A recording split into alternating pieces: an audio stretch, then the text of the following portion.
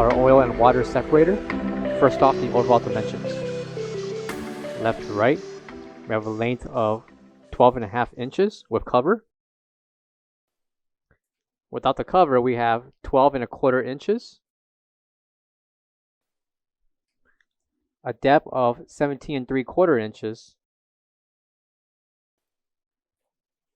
And a height of 12.25 inches tall. Interior dimensions, we have 12.25 inches in length, 8 inches in depth, by 10 inches in height.